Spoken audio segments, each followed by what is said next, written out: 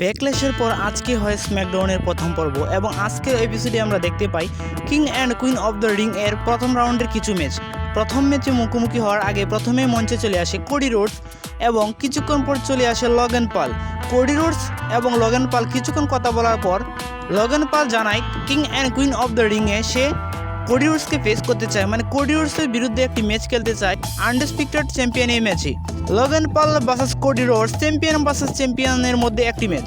এবং আজকের প্রথম ম্যাচে মুখোমুখি হয় নেওমি ভার্সেস নায়া জ্যাক্স এবং সেই ম্যাচটিতে 2021 সালে যে কিং অফ দ্য রিং হয়েছিল তাকে আজকে আমরা স্ম্যাকডাউনের এপিসোডে দেখতে পাই। করবিনকে আজকে দেখে খুবই ভালো লাগছিল, কেন অনেক দিন পর, অনেক মাস পর আমরা স্ম্যাকডাউনে বা WWE-তে কিং করবিনকে বা ব্যারন করবিনকে দেখতে পাই এবং সে কার্মেলো হেইসের বিরুদ্ধে কিং অফ দ্য টুর্নামেন্টের ম্যাচটি চলমান থাকে এবং সে ম্যাচটিতে হেরে বসে এবং জয়লাভ করে কার্মেলো হেইস।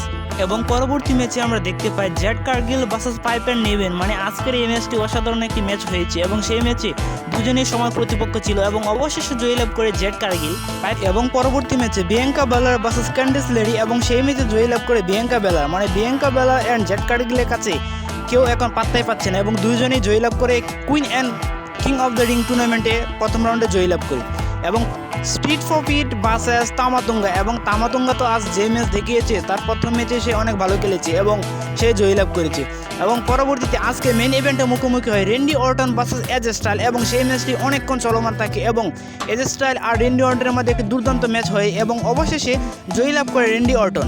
সোলো সিকাও আর পল হেমনের মধ্যে আজকে যে কথাগুলো হয়েছে সেইগুলোকে নিয়ে আলাদা একটি ভিডিওতে কথা হবে। আজকের ভিডিও এই পর্যন্তই।